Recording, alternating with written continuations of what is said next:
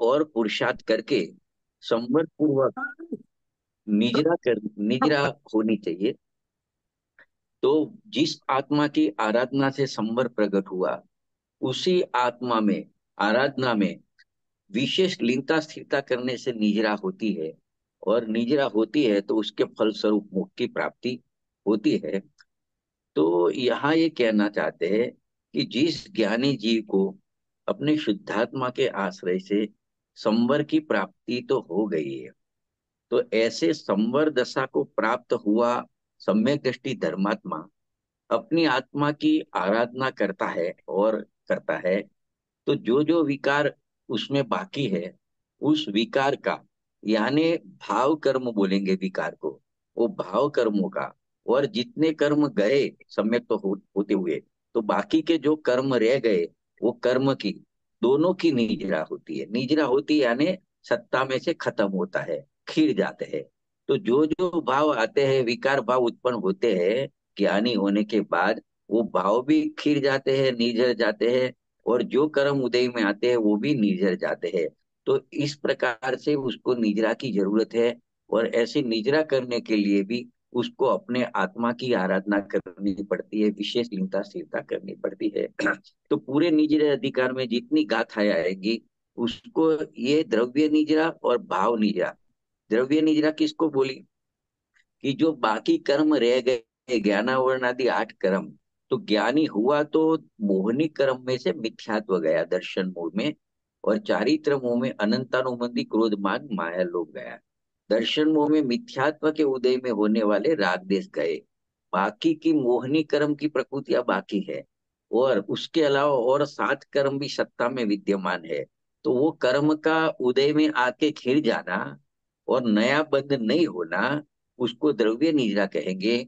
और जो जो भाव विकार भाव उसको आते हैं, वो विकार भाव भी आके खिल जाते हैं, दोबारा वो विकार उसका उत्पन्न नहीं होना, वो भाव निद्रा है। तो 2 प्रकार की निद्रा की चर्चा ये पूरे अधिकार में होएगी। यहाँ भी कुछ आगे ऐसी चर्चा 2 शुरुआत की गाथा में होएगी। तो देखो, असली निद्रा तो द्रव्य निद्रा भाव निद्रा दोनों में से कौन सी है, कि वास्तविक निजरा तो अपने शुद्धात्मा के आश्रय से जो शुद्धि प्रकट की थी, उसको संवर कहा था। वो शुद्धि की वृद्धि होती है, उसको अस्थि रूप भाव निजरा कहने में आता है। और जितनी शुद्धि की वृद्धि हुई, मतलब शुद्धि बढ़ी, तो उतनी अशुद्धि घटी। तो अशुद्धि घटी, अशुद्धि का घटना ऐसा कहना, वो नास्ति पूर्वक भाव निद्रा है। और शुद्धि बड़ी ऐसा कहना, वो अस्थि पूर्वक की भाव निद्रा है। और उसी समय जो विद्यमान उदय में जो कर्म आते हैं, वो भी खिर जाते हैं, तो उसको द्रव्य निद्रा कहने में आती है। तो जो ज्ञानी जीव होता है, सम्यक ज्ञानी होता है, जिसको संवर प्रकट हुआ है, उन्हीं ज्ञानी जीव को ये दोनों प्रकार की निद्रा निरंतर होती रहती है। एक समय ऐसा आता है कि सत्ता में से सर्व कर्म खिल जाते हैं, और जितने भी विकार भाव है वो भी उदय में आके आके खिल जाते हैं। फिर न तो भावों की अशुद्धि रहती है, न कर्म की सत्ता रहती है। तो मतलब निजरा की पूर्णता हुई, मतलब उसको ही मोक्ष कहने में आता है। मतलब उसको और सरल भाषा में बोले, जितनी चर्चा हुई उसको, कि देखो, धर्म की उत्पत्ति होना, वितराग भाव की उत्पत्ति होना, उसको संवर कहेंगे। वो धर्म या वितराग भाव की वृद्धि होना, उसको निजरा कहेंगे। और वही धर्म या वितराग भाव की पूर्णता होना, उसको मोक्ष कहने में आता है। तो उसको इस प्रकार से भी कह सकते हैं कि निज भगवान आत्मा के आश्रय से, यानी उसके ज्ञान सिद्धांत पूर्वक, ध्यान पूर्वक जो शुद्धता प्रकट होती है, वह संवर है। वही आत्म ध्यान में युक्त जो शुद्धता में वृद्धि होती है, उसको निजरा कहेंगे। और उस विधि से शुद्धता की पूर्णता हो जाती है, उसको मोक्ष कहेंगे। तो ये किस प्रकार से मोक्ष मार्ग और मोक्ष होता है, उसकी चर्चा संवर निजरा के माध्यम से अपने की है। एक बेज बनाया अपने निजरा अधिकार के लिए। अभी देखो, तो इस प्रकार से एक भूमिका हुई। तो बनारसी दास जी ने समयसा नाटक में इस निद्रा को मुक्ति की वितरणी कहा है। मतलब मुक्ति की वितरणी यानी क्या होता है कि मुक्ति को प्रदान करने वाली कराने वाली निद्रा होती है। मतलब निद्रा हुई तो नियम से उसको मुक्ति होएगी। संवर होने के बाद निद्रा होनी जरूरी है।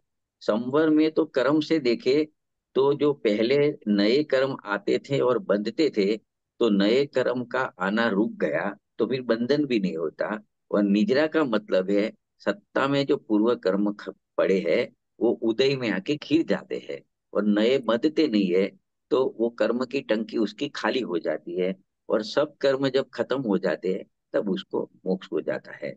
तो इस प्रकार से बनारसी दास जी ने समय सार नाटक में निजरा को मुक्ति के वितरणी कहा, यानी मुक्ति प्रदान करने वाली निजरा है, ऐसा उन्होंने कहा है। उन्होंने ऐसा एक छंद लिखा। उन्होंने उसमें छंद में उन्होंने कहा, संवर की दशा का वर्णन हमने यथा योग्य युक्ति के अनुसार किया। अब मुक्ति का वितरण करने वाली यानी मुक्ति प्रदान करने वाली निजरा का वर्णन करते हैं। तो हे भव्य जी, तुम उसे कान लगाकर सुनो अथवा ध्यान देकर सुनो। हम अभी मुक्ति देने वाली निजरा का वर्णन करेंगे। इस प्रकार से बनारसी दास जी ने इस अधिकार की शुरुआत की।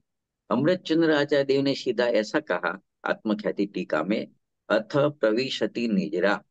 मतलब इस नाटक समय सार के रंगमंच पर अब निजरा प्रवेश करती है। तो ऐसा वाक्य लिख के उन्होंने इस अधिकार की शुरुआत की। तो उसके बाद में उन्होंने हर एक अधिकार के शुरू में एक ज्ञान ज्योति है उसकी महत्ता दिखाने के लिए श्लोक लिखा है। तो निजरा अधिकार में भी शुरू हुए उसकी गाथा, उसके पहले अमृतचंद्र आचार्य देव ने मंगलाचरण के रूप में ज्ञान ज्योति को स्मरण करते हुए एक श्लोक लिखा है। तो वो श्लोक मैं पढ़ रहा हूँ।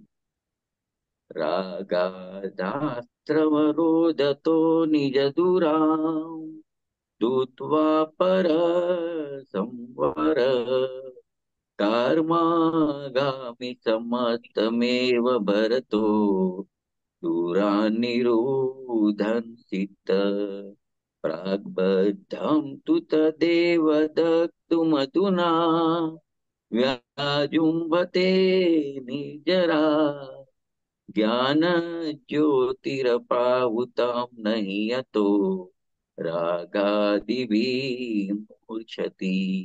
क्या कहते हैं इस अमृतचंद्र आचार्य देव?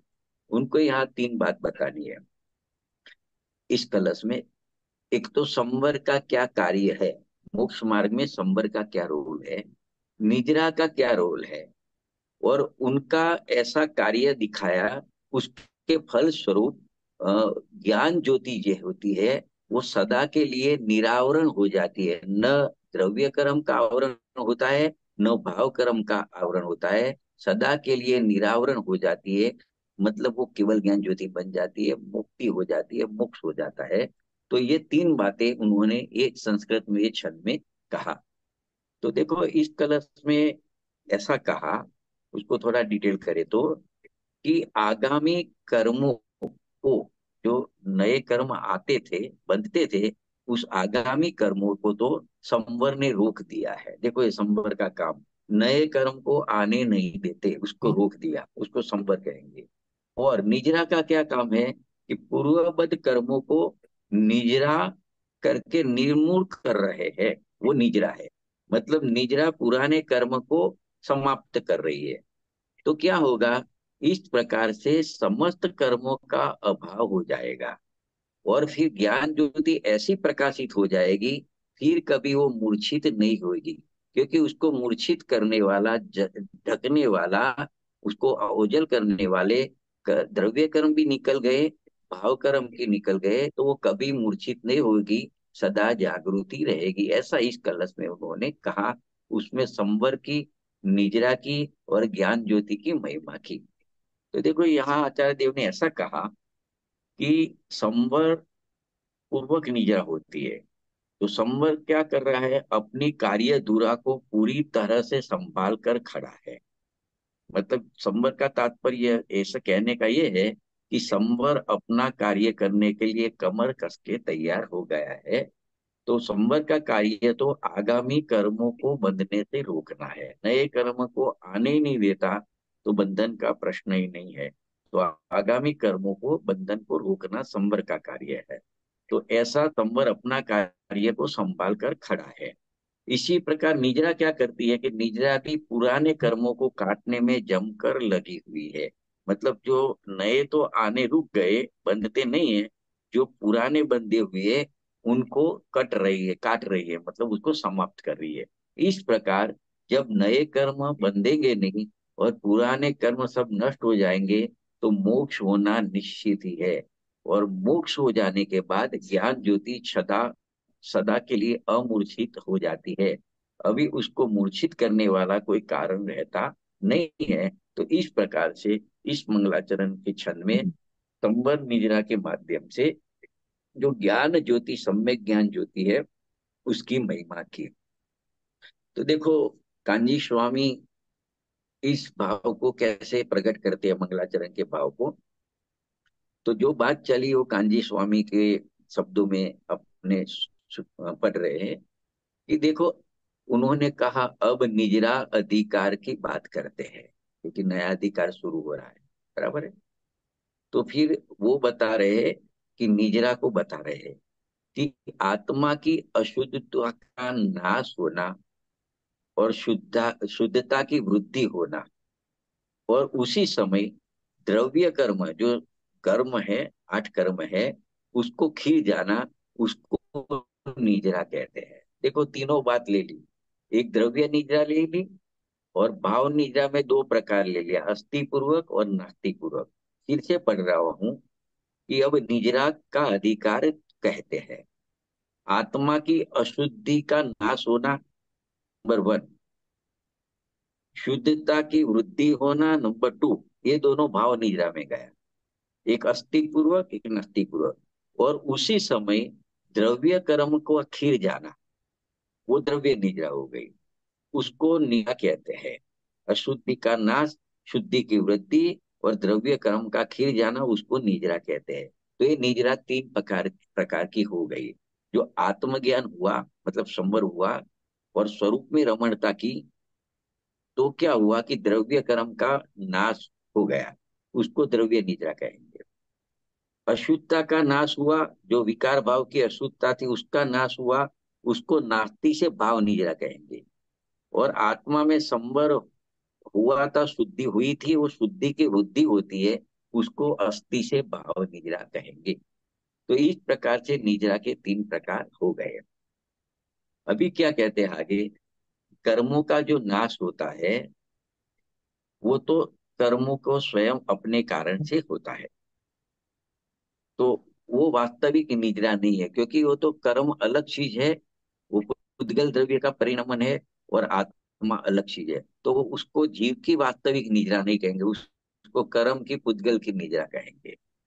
तो जीव की वास्तविक निद्रा क्या होती है कि उसकी पर्याय में जो विकार की अशुद्धता है उसका नाश होता है, और शुद्धि होती है, उसकी वृद्धि होती है, वह वास्तविक निद्रा है।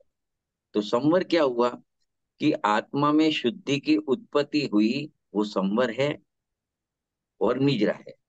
अर्थात शुद्धि की वृद्धि हुई, तो उसको निजरा कहने में आती है, और पूर्ण शुद्धता हो जाती है, उसको मोक्ष कहने में आता है।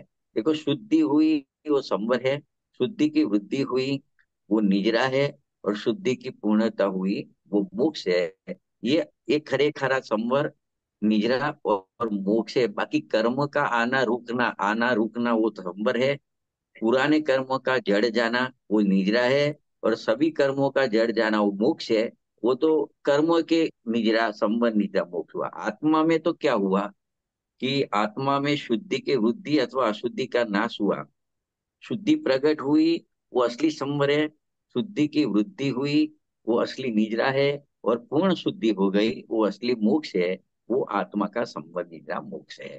तो इस प्रकार से इस मंगलाचरण में ये कहा गया है कि संवर ने क्या किया कि आगामी कर्मों को, आश्रव को रोक दिया, और निजरा ने क्या किया कि पुराने कर्मों को नष्ट कर दिया। इस प्रकार जो ज्ञान ज्योति है वो अखंड रूप से फिर प्रकाशित रहेंगी, मतलब मोक्ष हो गया। तो ऐसा इस मंगलाचरण के कलश में कहा। अब अधिकार शुरू होता है। उसमें पहली 193 गाथा है, 193 नंबर की गाथा है। तो उसमें निजरा अधिकार शुरू होता है। कुनकुन आचार्य देव ने जो गाथा लिखी उसके माध्यम से।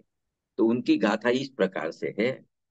चेतन अचेतन द्रव्य का उपभोग इंद्रि समूह से, जो जो करे सदृष्टि वह सब निजरा कारण बने। क्या कहते हैं कि सम्यक दृष्टि चेतन द्रव्य का और अचेतन द्रव्य का, मतलब जड़ का और चेतन का, जो इंद्रियों के माध्यम से उपभोग करता है। उपभोग करता है, उपभोग करना यानी भोगता है। तो देखो, भोग और उपभोग दो शब्द आते हैं। जिस चीज को एक ही बार भोगा जाता है उसको भोग कहेंगे, और जो चीज को बारंबार भोगा जाता है उसको उपभोग कहेंगे। जैसे आज खाना बनाया, उसका भोग किया, तो वो खाना दोबारा नहीं खा सकते, तो उसको भोग ही बोलेंगे। और जैसे कपड़े है, आभूषण है, उसको आज प्रसंग में आज भी पहना, फिर वापिस आके रख दिया कपड़ में, फिर दोबारा प्रसंग में पहना, फिर तीसरी बार पहना, तो बार बार जिसका यूज किया जाता है उसको उपभोग कहते हैं। और जिस चीज का, जिस पर वस्तु का एक बार उपयोग किया जाता है उसको भोग कहेंगे। तो यहाँ उपभोग है तो भोग तो साथ में आ ही गया, कि भोग होता है लेकिन बारंबार भोग होता है तो उसको उपभोग कहा। तो किसके माध्यम से? कि भाई पांच इंद्रियों के माध्यम से जिसका उपभोग होता है। तो किसका? कौन से द्रव्य का? तो चाहे चेतन द्रव्य का, चाहे अचेतन द्रव्य का उपभोग होता है पांच इंद्रियों के माध्यम से। तो सम्यक दृष्टि जो जो उपभोग करता है, तो यहाँ कहते हैं वो सब उसको निद्रा का कारण बनता है। करता है उपभोग पर द्रव्य का, फिर भी उसको निजरा कही। ये गाथा बतानी है और समझनी है कि वो पर वस्तु का उपभोग करता है तो भी उसको निजरा होती है, मतलब धर्म की वृद्धि होती है, शुद्धि की वृद्धि होती है। वो किस प्रकार से होती है वो अपेक्षा समझनी चाहिए। हम्म, उनको आचार्य देव के जो भाव है उसको हम्म, समझने की जरूरत है। तो देखो, अमृतचंद्र आचार्य देव क्या कहते हैं। जो विरागी होता है, सम्यक दृष्टि होता है, जिसके पास आत्मज्ञान होता है और साथ में वैराग्य होता है, उसका जितना भी उपभोग है वो निजरा के लिए ही है, ऐसा कुनकुन आचार्य देव कह रहे हैं। यद्यपि देखा जावे तो उसको रागादि भाव का सद्भाव है, तभी तो चेतन अचेतन द्रव्य का उपभोग करता है। लेकिन वही उपभोग मिथ्या दृष्टि के लिए बंध का निमित्त होता है, और ये ज्ञानी जीव का उपभोग है वो सम्यक दृष्टि के लिए निजरा का निमित्त होता है। तो इस प्रकार से जो ज्ञानी सम्यक दृष्टि है उसको परद्रव्य का उपभोग होता है, तो भी उसको द्रव्य निजरा होती है। तो ये गाथा में द्रव्य निजरा का स्वरूप बताना है। इसके बाद वाली गाथा में भाव निजरा कैसे होती है वो बताएंगे। तो देखो, इस ऐसे ये गाथा में क्या कहना चाहते हैं, टीका में क्या क्या हो तो समझ में आ जाता है। वो ये कहना चाहते हैं कि सम्यक दृष्टि जीव चेतन अचेतन द्रव्य का उपभोग करता है, तो वो उपभोग उसको निद्रा का कारण बनता है। वही उपभोग अज्ञानी मिथ्या दृष्टि जीव करता है, उसको कर्म बंध का कारण बनता है। तो ये क्या कहना चाहते हो तो समझ में आ गया है, लेकिन ऐसा क्यों कहा? कोई पार्सालिटी की है ज्ञानी अज्ञानी के साथ में, मिथ्या दृष्टि सम्यक दृष्टि के साथ में? वही उपभोग मिथ्या दृष्टि के लिए बंध का कारण, नए कर्म बंध का कारण, और वही उपयोग सम्यक दृष्टि करता है तो उसको निजरा का कारण का, मतलब उसको शुद्धि की वृद्धि होती है, मुख की तरफ जा रहा है। वो क्यों? वो बात समझने की है। बाकी गाथा का भाव तो समझ में आ जाता है। तो ये समझाने के लिए ये समझना बहुत जरूरी है, इसमें किस अपेक्षा से ये कहा कि ज्ञानी उपभोग करता है वो उसको मोक्ष मार्ग में आगे बढ़ता है, निजरा होती है, और अज्ञानी करता है उसको बंधन होता है संसार का।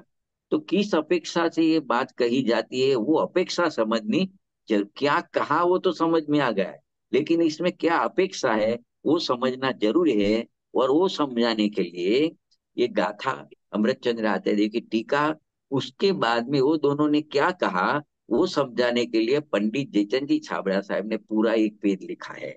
उसमें अपेक्षा बताई है कि इस अपेक्षा से ऐसा कहने में आता है कि ज्ञानी उपभोग करता है तो उसको बंद नहीं होता, निद्रा होती है, उसके पीछे क्या अपेक्षा है वो समझाने के लिए पूरा एक पेज लिखा है। तभी ये समझेंगे, तभी अपने समझ जाएंगे, समझ पाएंगे कि ज्ञानी जीव सब जो चक्रवर्ती होता है, भरत चक्रवर्ती घर में रहता है, आदिनाथ को राजा देखो 83 लाख पूर्व वर्ष तक भोग में रहे, फिर भी वो तो उनको तो मोक्ष हो गया, दोनों का मोक्ष हो गया। तो सम्यक दृष्टि थी, उपभोग करते थे, पर द्रव्य के भोग में पड़े थे, तो भी अंतिम तो संवर तो था, निद्रा हो के मोक्ष हो गया। तो उस टाइम उसको संसार का बंधन क्यों नहीं हुआ, वो बात समझना है। समझो सम्यक दृष्टि धर्मात्मा है, चौथे गुण स्थान में है, वो मोटी बड़ी गाड़ी में भी घूम सकता है, शादियां भी कर सकता है, चक्रवर्ती जैसा सम्यक दृष्टि हो तो 96,000 शादी भी कर सकता है, बच्चे भी 60,000 पुत्र भी हो सकते हैं, फिर भी उसको संसार का बंधन नहीं, उसको मुक्ति होती है, मुक्ति का कारण बनता है। और वही चीज मिथ्या दृष्टि करता है तो उसको संसार का बंधन होता है। इसका क्या कारण है, ये समझना इस गाथा में जरूरी है। तो देखो उसको अपने ज्यादा भूमिका नहीं करेंगे, उसको आगे ले जा रहे हैं। देखो क्या कहते हैं, एक तो सम्यक दृष्टि होता है वो ज्ञानी होता है, तो पहले में तो उसको सम्यक दृष्टि कहा, ज्ञानी कहा, तो उसको राग देश का अभाव है ऐसा कहा। तो आप बोले कि राग देश का अभाव तो यथा का चारित्र होता है, पूर्ण वितराग दशा होती है तब होता है, तो उसको राग देश का अभाव क्यों कहा, ये बात समझनी जरूरी है।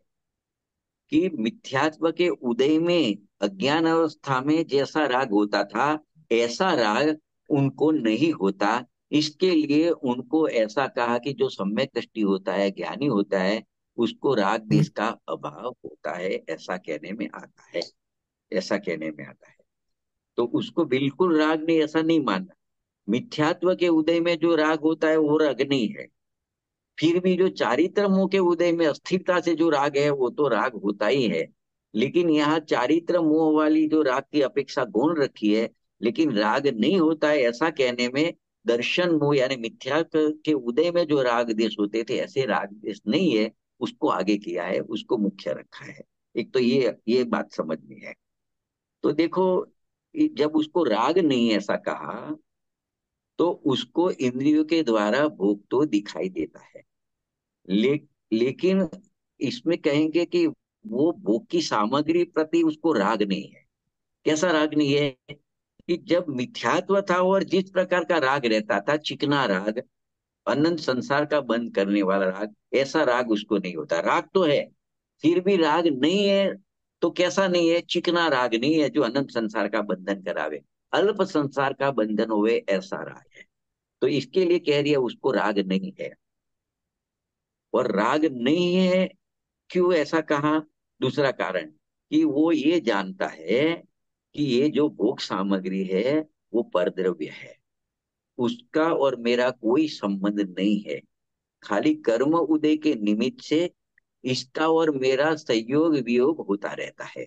ये ज्ञानी भली प्रकार से जानता है। इसके लिए उसमें एकत्व पूर्वक का राग नहीं करता, वो राग का स्वामी नहीं बनता, राग का कर्ता नहीं बनता है। इसके लिए कह दिया कि उसको राग नहीं है। अभी देखो तो फिर वो उसको इतना भी राग क्यों आता है, भोगने का राग क्यों आता है, उपभोग का राग क्यों आता है, तो उसका खुलासा कर रहे हैं कि उसको दर्शन मोह नहीं है, मिथ्यात्व नहीं है, लेकिन चारित्र मोह का उदय आता है। और चारित्र मोह के उदय में भी राग तो रहता है। वो राग की जितना राग है उतनी पीड़ा तो रहती है। और उसमें मुनिराज जैसी शक्ति नहीं है कि अपने स्वरूप में लीन हो जावे, क्योंकि अभी तो वो बालक है, चौथे गुण स्थान में है, अभी अभी सम्यक तो प्रकट किया है, इतना पुरुषार्थ से बल प्रकट नहीं किया है, और चारित्र मुख का उदय आता है तो वो उसको पीड़ा पहुंचाता है। तो वो अपनी शक्ति नहीं होने के कारण उसको सहन नहीं कर सकता है। तो फिर क्या होता है, जब तक सहन नहीं होता तब तक रोगी रोग की पीड़ा को सहन नहीं कर सकता, तब उसका औषधि आदि के द्वारा उसका उपचार करता है। इस प्रकार ये जीव भी चारित्र मोह उदय में जो राग आता है उसकी पीड़ा सहन नहीं कर सकता, तो उपचार के रूप में वो उपभोग सामग्री के द्वारा विषय रूप उसको विषय बना के उपचार करता है, बस इतना समझना। लेकिन जैसे रोगी रोग को या जो औषधि लेता है वो औषधि को अच्छी नहीं मानता है, उसी प्रकार सम्यक दृष्टि ये चारित्र मोह के उदय को या भोग उपभोग सामग्री को अच्छी नहीं मानता है, क्योंकि वो तो उसका ज्ञाता ही बना रहता है। इसके लिए सम्यक दृष्टि को विरागी कहा। तो वो कर्म का उदय आता है उसको मात्र जान लेता है, लेकिन उदय के प्रति राग देश करता नहीं है, मोह करता नहीं है। इस प्रकार वो कर्म के उदय में भोग सामग्री जो मिलती है उसमें राग, उसके प्रति राग होता है, लेकिन उस प्रकार के राग देश मोह नहीं होता है। तो उसका भोग, उसके फल को भोगता हुआ दिखाई देता है, फिर भी उसको पहले जैसे कर्म का आश्रव आता था, मिथ्यात्व आदि का आश्रव आके बंद होता था, ऐसा अभी उसको आगामी कर्मों का बंद नहीं होता। और जो पुराने कर्म उदय में आए हैं वो तो आके अपना रस देकर खिर जाते हैं, क्योंकि एक दफे कर्म उदय में आता है, बाद में वो खिरता ही है, निर्जर ही जाता है। तो इस प्रकार से उसकी सत्ता खत्म होती है। तो इसको क्या हुआ, नवीन पहले जैसे कर्म बनते थे अज्ञान दशा में, ऐसे कर्म तो आए नहीं और बंदे नहीं। और जो कर्म सत्ता में पड़े थे वो तो उदय में आके खिर गए, तो उसको केवल निजरा ही हुई। इसलिए सम्यक दृष्टि जो होता है, विरागी होता है, वो भोग उपभोग तो करता है, लेकिन उसको निजरा का ही निमित्त कहा जाता है। और जो कर्म खिर गया उसको यहाँ पे द्रव्य निजरा कहने में आती है। तो इसकी चर्चा आगे की जितनी गाथाएं है उसमें इसकी डिटेल में चर्चा आएगी। अभी तो समझना इतना जरूरी है कि उसको आत्मज्ञान हुआ है, भोग सामग्री प्रत्यय उसको वैराग्य उत्पन्न हुआ है, वो भोग सामग्री को परद्रव्य मानता है, कर्म के उदय में भोग सामग्री का और अपना संयोग योग जानता है, तो वो भोग सामग्री का और कर्म के उदय का ज्ञाता दृष्टा बने रहता है। तो पहले जैसे एकत्व वाले चिकने राग होते थे ऐसे राग नहीं होते। तो फिर ऐसे कर्म में भी आके बंधते नहीं है। तो कर्म को, नए कर्म को आना बंधना रुक गया, और पुराना कर्म जो उदय में आया वो खिर गया। तो उसको इस प्रकार से जो कर्म खिर गए उसको द्रव्य निद्रा कहने में आती है। तो ये गाथा में द्रव्य निद्रा का स्वरूप बताया कि ज्ञानी को द्रव्य निद्रा किस प्रकार से होती है। तो गाथा में ऐसा कहा, ज्ञानी का जो उपभोग रहता है चेतन अचेतन द्रव्य का पांच इंद्रियों के माध्यम से, वो निद्रा का कारण किस प्रकार से बनता है ये यहाँ पे डिटेल में समझा है। फिर उसमें एक बात की और चर्चा भी की है कि सम्यक दृष्टि के भोगों को, आपने कहा राग देश मोह के अभाव के कारण निजरा होती है, भोग है उपभोग है, लेकिन उसको राग देश नहीं है इसके लिए निजरा होती है, ऐसा इसमें से निकला। तो यहाँ प्रश्न ये हुआ कि सम्यक दृष्टि को तो राग रहता है, वो पूरा पूर्ण वितरागी तो हो नहीं गया है, तो फिर उसके भोग भोग निजरा का कारण कैसे बन सकता है, ये प्रश्न उठाया है जयसेन आचार्य देव ने। तो उसका जवाब दे रहे कि पहले तो मुख्य रूप से तो राग का अभाव कहा सम्यक दृष्टि को, वो पूर्ण वितरागी सम्यक दृष्टि लेना है मुख्य रूप से। तो उसको तो राग होने का प्रश्न नहीं है, पूर्ण वितरागी हो गया है। और आंशिक रूप से गौण रूप से चौथे गुण स्थान से जिन जिन कर्मों का अभाव हुआ, जिन जिन मिथ्यात्व अनंतानुबंधी का अभाव हुआ, उतना उसको भी वैरागी कहने में आता है, उतना वो वितरागी वैरागी हुआ ऐसा कहने में आता है। तो आत्मज्ञान तो हो गया है चौथे गुण स्थान में, और उतना जितना मिथ्यात्व अनंतानुबंधी का अभाव हुआ उतना वैराग्य भी हुआ है। तो उसका जो ज्ञान और वैराग्य है उसके बल में उसको कर्म की निजरा होती है, नए कर्म बनते नहीं है। तो इस प्रकार से यहाँ जवाब दिया है कि मिथ्या दृष्टि की बात करें तो उसको तो क्या होता है, अनंतानुबंधी क्रोधमान माया लोभ भी है और मिथ्यात्व के परिणाम भी है, तो उसको तो नए कर्म बनते हैं। लेकिन सम्यक दृष्टि को मिथ्यात्व का भी अभाव है, मिथ्यात्व के उदय में होने वाले राग देश का भी अभाव है, और अनंतानुबंधी संबंधी क्रोधमान माया लोभ का भी अभाव है। तो वो अभाव होने से उसको क्या होता है कि ऐसे कर्म आते नहीं है। जो मिथ्यात्व और अनंतानुमति के उदय में आके बनते थे, ऐसे कर्म रुक जाते हैं, आना और बनना। और जो कर्म उदय में आया वो खिर जाता है, तो वो भोग का परिणाम तो आता है। फिर भी इस प्रकार मिथ्या दृष्टि की अपेक्षाएं सम्यक दृष्टि को जितना जितना बंध रुक गया और जितने कर्म खिर गए, तो उसको भोग उपभोग होते हुए भी उसको द्रव्य निद्रा कहने में आती है। तो इस प्रकार से 193 गाथा अपनी पूरी हुई। उस ये द्रव्य निद्रा किस प्रकार से होती है ज्ञानी को, उसकी बात की। मतलब पुराने कर्म का खिल जाना, नए कर्म बंधे नहीं, और पुराने कर्म उदय में आके खिल जावे, उसको द्रव्य निद्रा कही। तो ज्ञानी परद्रव्य का भोग उपभोग करता है तो भी उसको द्रव्य निद्रा होती है। अज्ञानी जी वही भोग उपभोग करता है तो उसको निद्रा तो होती है, जो कर्म उदय में वो तो खिल जाते हैं, लेकिन नए कर्म आके बन जाते हैं तो उसको निद्रा असली में कही नहीं जाती। अभी भाव निद्रा की बात करेंगे। तो द्रव्य निद्रा में कर्म का उदय और कर्म का खिल जाना बताया। भाव निद्रा में भाव का आना और भाव का समाप्त हो जाना, खिल जाना यानी समाप्त हो जाना, उसको भाव निद्रा कहेंगे। तो 194 गाथा है, उसमें भाव निद्रा कैसे होती है ज्ञानी धर्मात्मा को, तो वो बात बताएंगे। तो देखो, द्रव्य निद्रा में विषय में ली थी भोग सामग्री ज्ञानी अज्ञानी को। अज्ञानी को भोग सामग्री को भोगते हुए बंद होता था, ज्ञानी भोग सामग्री तो भोगता है लेकिन उसको निद्रा होती है। वो द्रव्य निद्रा की बात है। भाव निद्रा में क्या लेना है कि भोग का राग, उसका भाव, और उसका वेदन, सुख दुख। अज्ञानी को भी होता है राग भोग का और वेदन भी होता है सुख दुख। ज्ञानी को भी भोग का राग है और सुख दुख का वेदन है। फिर भी अज्ञानी को जो भोग का राग और सुख दुख का वेदन है तो उसको नए कर्म आके बंधते हैं। और ज्ञानी को वही भोग का राग है, वही वेदन है सुख दुख का, फिर भी उसको वो राग और वेदन सुख दुख सब आके खिल जाता है और नया बंधन नहीं होता, और ये भाव खिल जाते हैं, तो उसको निजरा कही, भाव निजरा कही। ये बात 194 में समझनी है। तो कुंदकुन आचार्य ने तो बहुत शॉर्ट में 2 लाइन में कह दिया भाव निजरा का स्वरूप। उनकी गाथा को समझते हैं।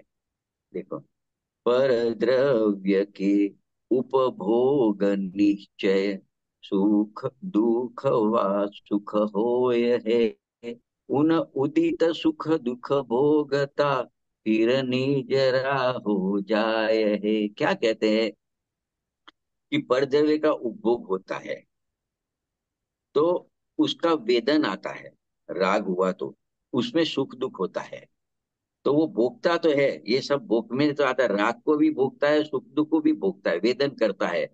और वो फिर चला जाता है वो भाव, तो वो निजर जाता है, मतलब दोबारा वो भाव को प्राप्त नहीं होता है, तो उसका निजरा होके मोक्ष हो जाता है। ऐसा कुनकुन आचार्य तो शॉर्ट में इतना कह दिया।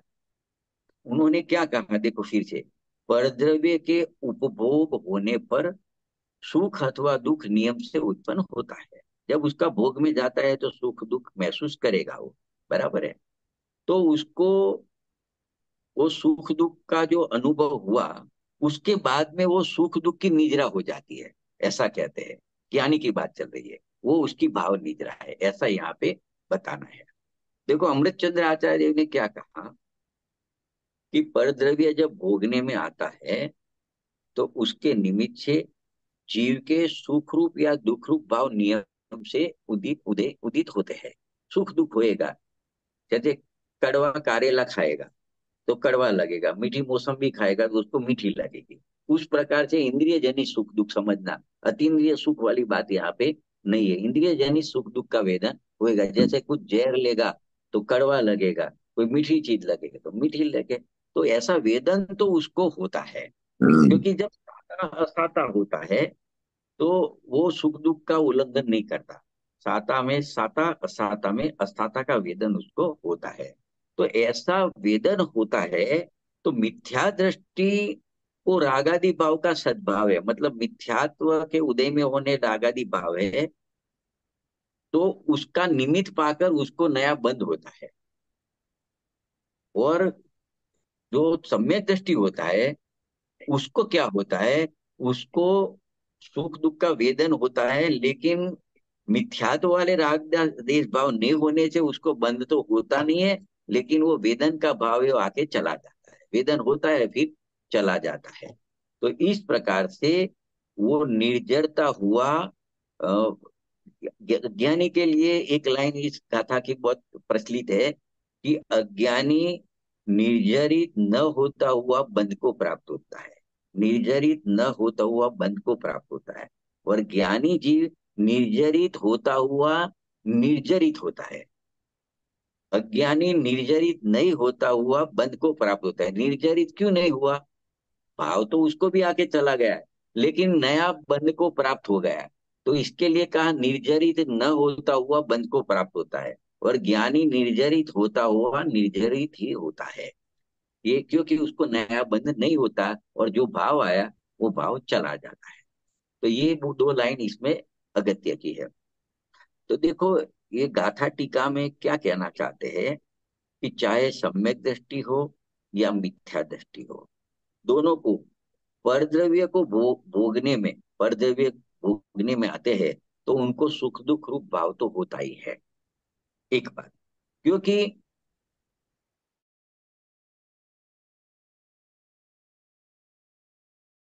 दुख का वेदन, सुख दुख का भाव नहीं होगा तो वेदन ही नहीं रहेगा, लेकिन सुख दुख भाव होते हैं क्योंकि उनको वेदन है, नहीं है ऐसा नहीं है।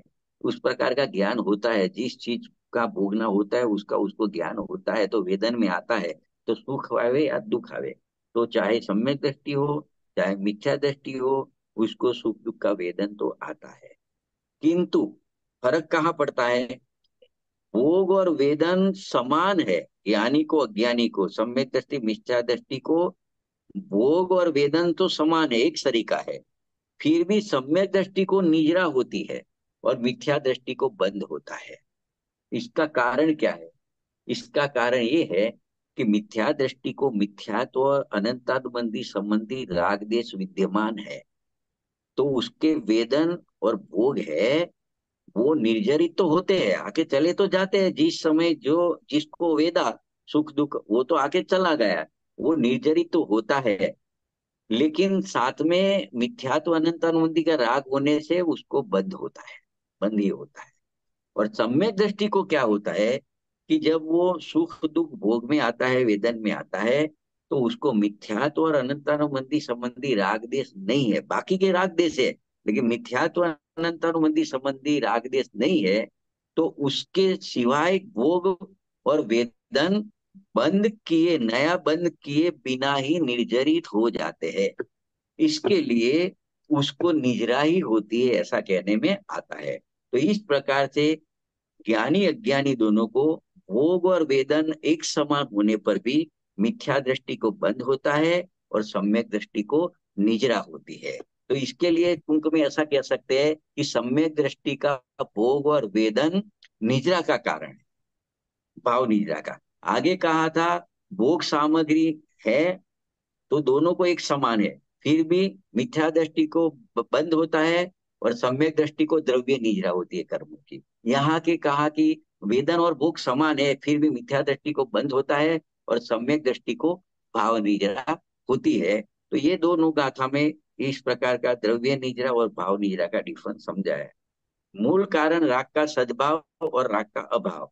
तो जब ज्ञानी को राग का अभाव कहा तो मिथ्यात्व और अनंतानुबंधी संबंधी राग का अभाव समझना, बाकी के राग विद्यमान है जो यहाँ गिनने में नहीं आए हैं उसको गौण रखे, क्योंकि मिथ्यात्व अनंतानुबंधी के राग के सद्भाव में जैसा बंद होता है अनंत संसार का, ऐसा उसके बिना के जो राग होते हैं उसमें ऐसा बंद होता नहीं है, दीर्घ संसार होता नहीं है, अल्प बंद होता है, अल्प अनुभाग होता है, तो उसको गिनने में आता नहीं है। और उसको निजरा होके मोक्ष होना नक्की है, तो उसको गौण करके राग नहीं है ऐसा कहने में आता है। ये बात पूरे समय सार में समझनी जरूरी है।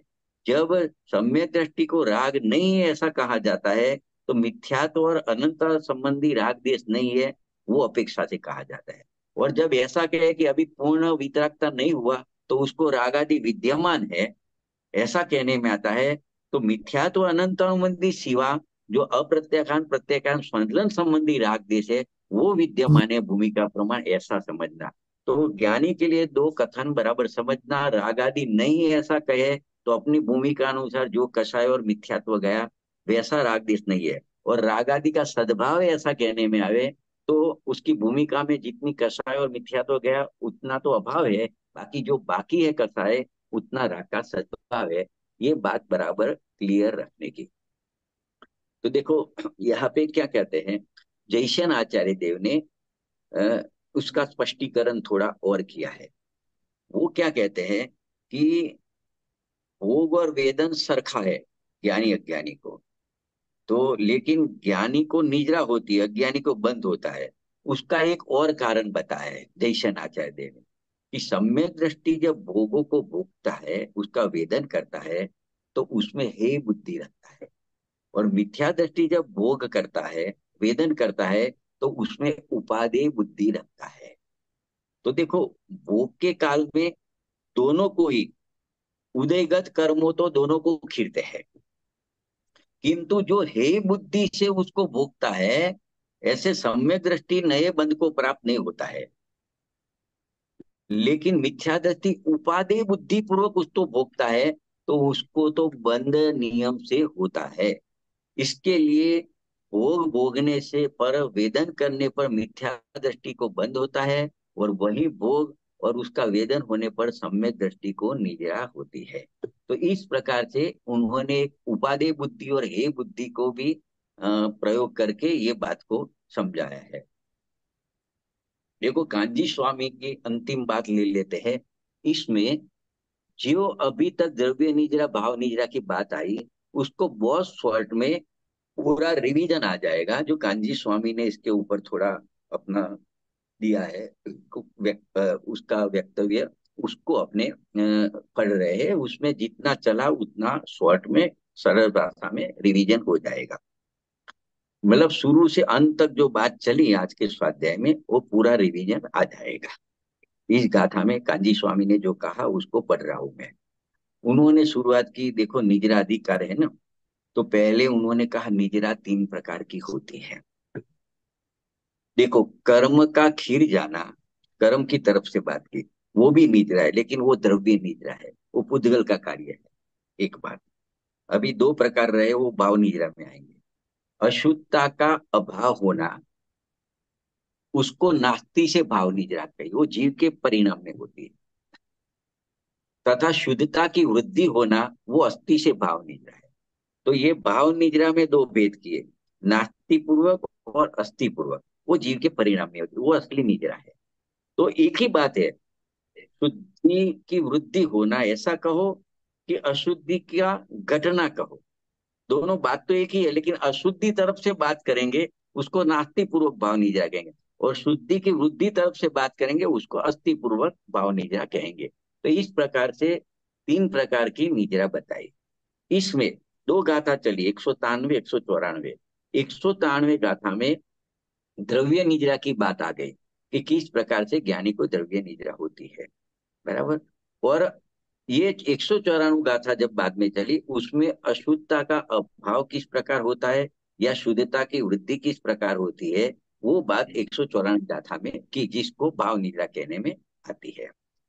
तो देखो, यहाँ जो मेन बात है समझने की, वो ये आती है अभी, कि राखी के जो भोग उपभोग वेदन ज्ञानी अज्ञानी को समान होता है, लेकिन अज्ञानी को बंध का कारण बनता है और ज्ञानी को निजरा का कारण बनता है। उसका कारण क्या है, उसको समझाते हुए कांजी स्वामी कहते हैं कि राग की रुचि का परिणमन विद्यमान होने से अज्ञानी जीव को उदय में आया हुआ कर्म तो खिर जाता है, द्रव्य कर्म होवे कि भाव कर्म है, वो तो खिर जाता है, वह नवीन कर्म बंधन में निमित्त होता है।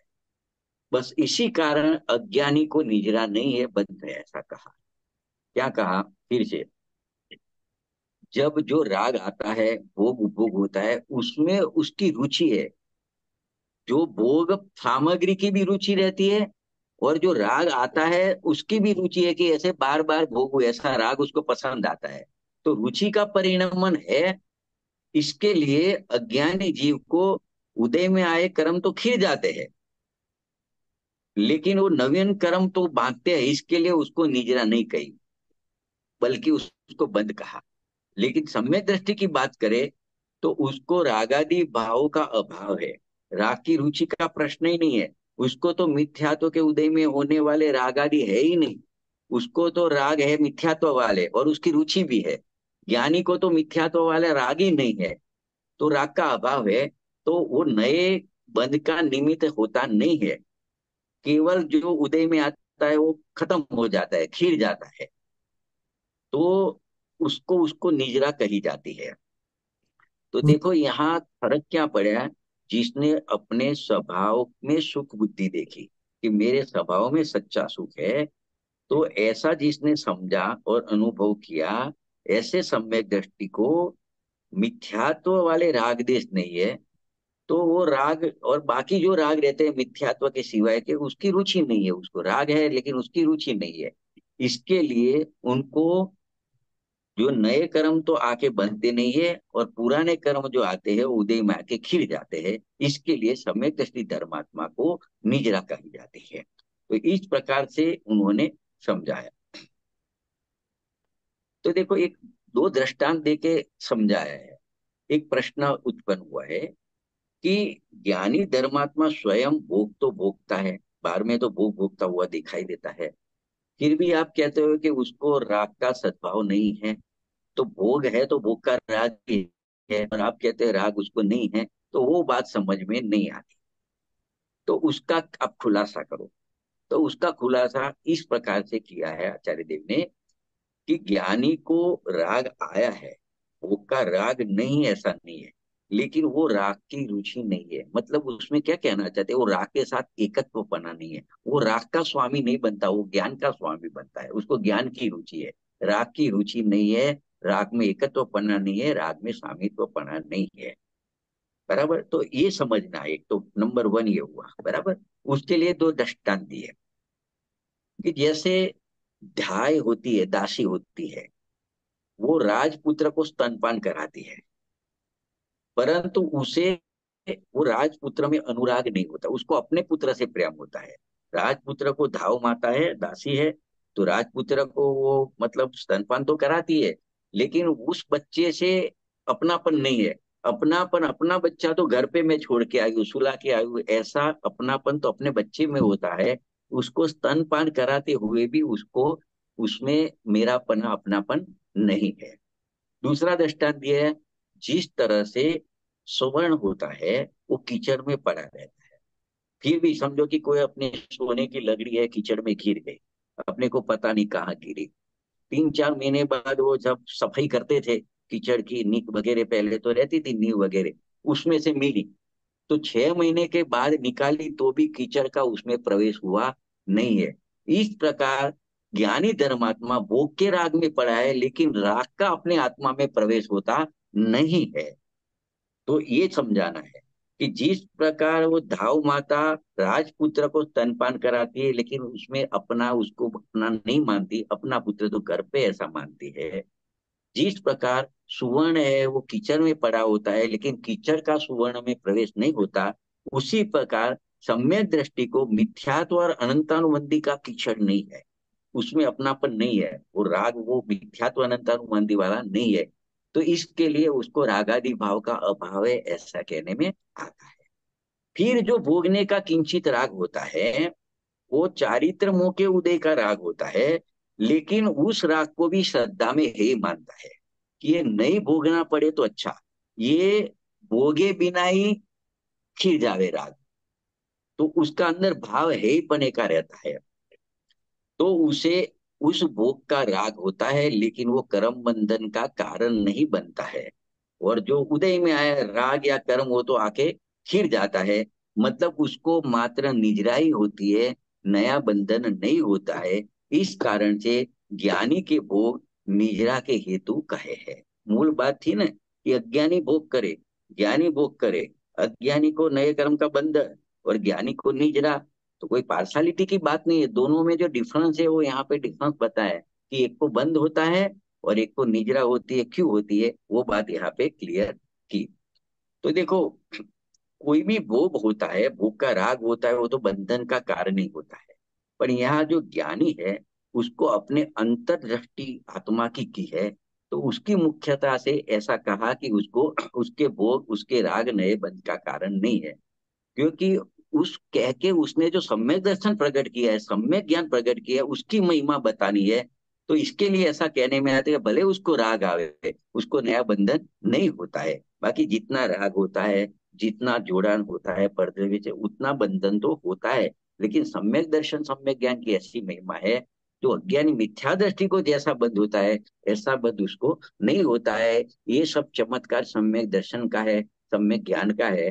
तो उसका जोर बताने के लिए ऐसा कह देगा, भले वो भोग भोगे, भले उसको राग आवे, लेकिन उसको बंधन बिल्कुल नहीं होता, ऐसा कहा।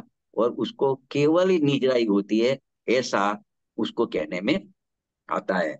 तो देखो, ये अपेक्षा से ऐसा कहा, लेकिन कोई इस बात को भोग की पुष्टि के लिए समझे कि चलो भोग भोगो, सम्यक दृष्टि को बंद नहीं होता तो अपने को भी बंद नहीं होता, तो वो ऐसा उल्टा अर्थ ग्रहण करेगा और भोगों की पुष्टि करेगा, राग की पुष्टि करेगा, तो वो तो पापी ही है। वो जिनवाणी के अभिप्राय को नहीं समझ रहा है, ऐसा अपने को मानना पड़ेगा। बराबर। तो ऐसा कथन सुनकर कोई स्वच्छंदी होता है, तो वो तो मिथ्या दृष्टि ही है, उसने नया मिथ्यात्व ही ग्रहण किया। क्योंकि जिनवाणी जिस अपेक्षा से जिस नयो में लिखी गई है, उस अपेक्षा और उस नयो को ग्रहण नहीं करेंगे, तो उसका मिथ्यात्व है वो कभी जाने वाला नहीं है। तो इस प्रकार से इस गाथा और टीका में ये कहा गया कि भोग और वेदन समान होने पर भी मिथ्या दृष्टि को बंद होता है और सम्यक दृष्टि को निजरा होती है। ये सब महिमा सम्यक दृष्टि के आत्मज्ञान और उसके हिसाब से उसको जितना वैराग्य है, वो वैराग्य की महिमा का ये है। कोई भोग को प्रेरणा नहीं देने के आप भोग भोगो, आपको बंद होएगा ही नहीं है। उस तरह से उपदेश तो ऊपर ऊपर चढ़ने के लिए होता है, नीचे गिरने के लिए नहीं होता है। भोग भोगते हुए भी निजरा होती है, बंदी हो, ऐसा कह के भी सम्यत्व की महिमा बताई है। तो आप सम्यक दर्शन प्रकट करने पे नजर रखो, भोग भोगने पे नजर नहीं रखो कि वो भोग भोगता है उसको बंद नहीं होता तो अपने को बंद नहीं होता है। ऐसे भोग के प्रति रुचि नहीं बढ़ाओ, सम्यक दर्शन सम्यक ज्ञान कैसे हुए उसकी रुचि प्रकट करो। फिर आपको सम्यक दर्शन सम्यक ज्ञान हो जाएगा, आपको भी ज्ञानी के जैसा बंध नहीं होएगा। फिर भोग के राग थोड़े रह जाएंगे, वो क्रम से जाएंगे, तब तक आपको अनंत संसार वाला बंध नहीं होएगा। तो इसमें से ये प्रेरणा देनी है। तो इस प्रकार से आज की दो गाथा यहाँ पे पूरी होती है। एक द्रव्य निद्रा कैसे होती है ज्ञानी को, और भोग सामग्री होती है तो भी, और उसको भोग और वेदन होता है तो भी भाव निद्रा कैसे होती है, इसकी क्या अपेक्षा है, वो बात को क्लियर करके अपने आज दो गाथा पूरी की। अभी आगे का विषय है वो अगले स्वाध्याय में लेंगे। पूरे ये अपेक्षा को समझते हुए ये सब बातें ही पुष्ट करेंगे। जितनी समझ में आई है उतनी समझना, बाकी आगे की गाथा यही आने वाली है। इसमें अलग अलग प्रकार से सम्यक्त्व की महिमा करके ये सब बात आगे चलेगी। तो यहाँ पे विराम लेते हैं।